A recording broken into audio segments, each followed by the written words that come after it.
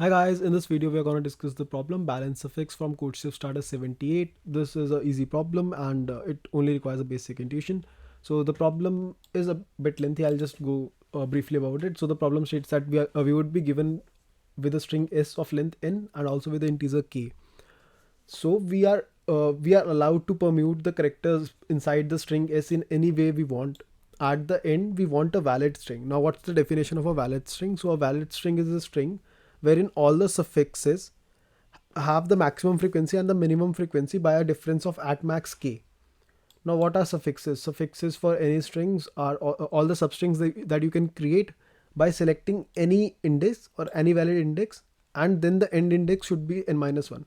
So over here, let's say I select the first index to be a, right? So this would be the entire suffix, right? Let's say I select the first index to be b, so bca would be the suffix. Let's say I select c to be the correct index, then ca would be the suffix. Let's say I select a to be the current index, then a would be the suffix itself. So these are all the these are all the suffixes that I would be getting from the string abca, right? Now, for all these suffixes, I need to check that what is the maximum frequency and what is the minimum frequency in each of these suffixes, and the maximum and minimum frequency should not differ by more than k. Also, it's possible that more than one strings or more than one valid string is possible. In that case, kind of a scenario, we need to print the smallest lexicographical arrangement possible. Or if no answer exists, then we'll simply print -1. So yeah, that's it about the question. Then they have given us the constraints. So the constraints easily tell us that n square solution won't work. We either need a n or n log n solution. Cool. So with that, let's get started. So firstly, what I'll say is that, okay, give me a second. Yeah. So what I'll say is that if I'm provided with a string, let's say it's a, b, b, c, right? So at the end, I'll be definitely having a string that would have all the characters. So the biggest suffix, right? The biggest suffix would actually contain all these characters, right? So it would be containing a, b, b, c. So the first check should be that whether it's possible for me at all to create any string, right? Constructing the valid lexicographically smallest string would come at a later stage, but firstly I need to check that if it at all is possible for me to construct a valid string. So how can I do that? So for that, what I can say is that the maximum frequency, right? By maximum frequency, I would over here mean b, right? So b actually appears 2 times, so the maximum frequency is 2, right? And the minimum frequency, right? Minimum frequency should not be greater than k, right? Or we can say it should be less than or equal to k. It should not be greater than k, or it should be less than or equal to k. That means the same, right? So it should be less than or equal to k. If this holds, then it's possible for us to create it, right? If this does not hold, in case it's greater than k, then I can simply print -1. It's not possible for me, right? Now what if let's start for the first index. Now we want to create our string. So we already checked if it's possible or not. Now we want to create our string. Now let's call my string res, right? Now for res, what I'll do is that I'll go to the first index or the 0th index. I'm talking of zero space indexing. For the 0 index, I'll try to assign it the lowest value possible. So I'll check that what is the lowest value I can assign to it. Can I assign it a? What would happen if I assign it a? So the number of a's that would be left for the remaining of string would be decreased by 1. So I'll say frequency of a needs to be decreased by 1, right? Then I need to check that what all frequencies are now remaining with me, right? What all frequencies are remaining with me? Their max minus min should not be greater than k. If this is the case, then well and good, I can go ahead, right? If that's not the case, then I cannot assign a over here, right? If I cannot assign a, then what would be the next good value I can assign? Then I'll try for b, then for c, then for d, so on to z, right? Once I'm able to assign the value over here, so let's say I was able to assign c over here, right? Or I was able to assign, let's say, b over here. As soon as I'm able to assign b to the 0th location, by able to assign I mean that this constraint actually hold, right? So as soon as I'm able to do that, I'll move to the next location. Then I'll move to the first location. I'll again do the same thing over here. I'll try to assign a. If I'm able to assign a over here, well and good. If I'm not, then I'll try with b, then with c, and so on and so forth, right? So this is the entire logic. Now there's one simple observation over here, that it's possible, since you are always doing a frequency of the current character minus minus, right? So decreasing the current frequency of the current character, it would be possible that at a stage your frequency would become 0 for this character. That is obviously gonna happen, right?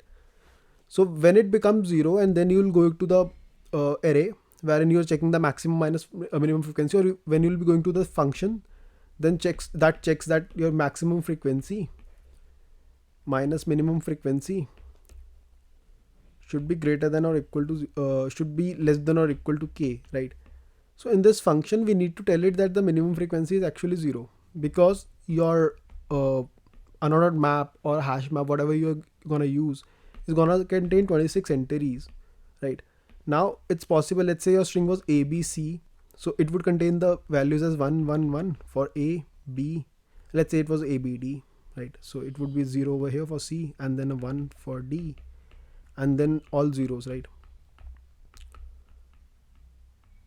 So now you need a check. So one basic or like a naive check could have been that if the frequency of a character is actually 0, so frequency of C is 0, then we can say that okay, C was not even present in our string, right?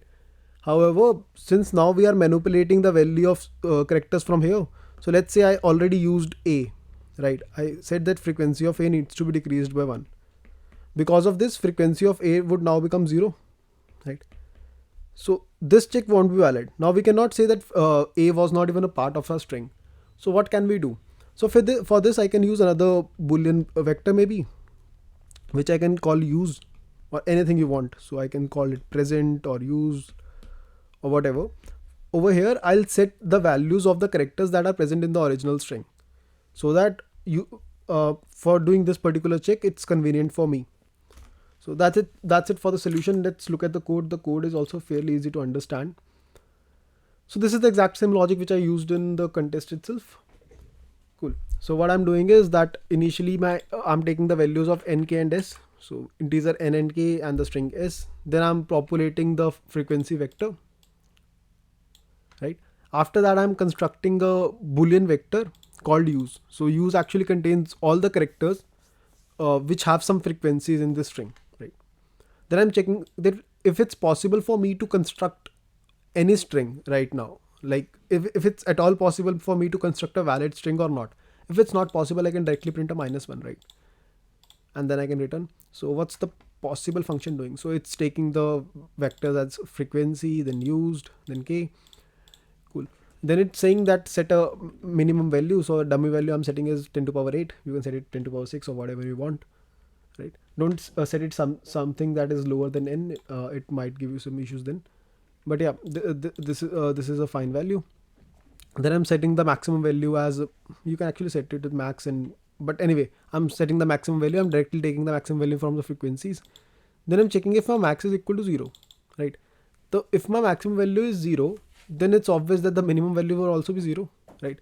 In that case, that they cannot be greater than k. So if that's the case, I'll return 1. It's actually not required to do this, but yeah, anyway. Okay, cool, let it be. After that, what I'm doing is that if the current value is used, or if the current value is actually required, used is not the right variable over here. I'll say that present actually makes more sense. So if it's required or present, then in that case update my minimum value. So this whole thing is just required to get the minimum value out of the frequency array. Now one could say, why didn't you directly use the function wherein we could have calculated the minimum value? The problem with that approach is that if you are using that particular function, that then for the characters you don't have any frequencies, right? So let's say character z was not even there in your string. For example, in this string there's no character z, right? So the frequency for characters z is actually stored as 0. Now as soon as you use the minimum element logic, so your minimum frequency would appear as 0, but that's definitely not the case. Then you'll check that if the maximum minus minimum frequency is greater than equal to k, then it's valid, right? Cool. So that's what my position function is doing, or my pos function or possible function is doing. Then I'll say if it's not possible, print -1, else I'll just continue. So then I'll take a string called res. What I'll do is that in res, I'll start from the 0th index. I'll go up to the last index, and I'll say that if it's possible for me to use the current index. So the current index over or the current character. Now I'm taking 0 base indexing. So A actually means 0 over here, right? B would mean 1, C would mean 2, and so on and so forth. Z would appear at J is equal to 25. Now, since we want to construct the lexicographically smallest string, so as soon as I'm able to assign it a character, I'll break it over there itself. So what I'm doing is that if the current character is actually available, I can directly do it like this also. This would also mean the same. So if my current character is actually available to me, in that case, let's utilize this current character for the current position, right? However, if I'm trying to utilize the current character for this position, or if I'm utilizing the jth character for the ith position, in that case, the remaining string that would be from I plus 1 to n minus 1, that should also be constructible, right? So for that, I'm using the possible function. Now the possible I've already decremented the value of frequencies for j, right? So now frequency of j would have been decremented, so we are assuming that we have assigned the value of the jth character at this location. So the remaining characters now available in my frequencies, if I'm able to construct a valid string, then it's possible for me to assign the jth character at the current location, right? So if it's possible, well and good. If it's possible, I'll just assign the jth character to the current location, or I'll just push back to the result. If it's not possible for me, then I'll again have to increment back my jth character. Cool. After this entire logic, I'll be able to get the answer string. I'll print that string out. So cool, that's the logic for this problem. Let me try to submit it.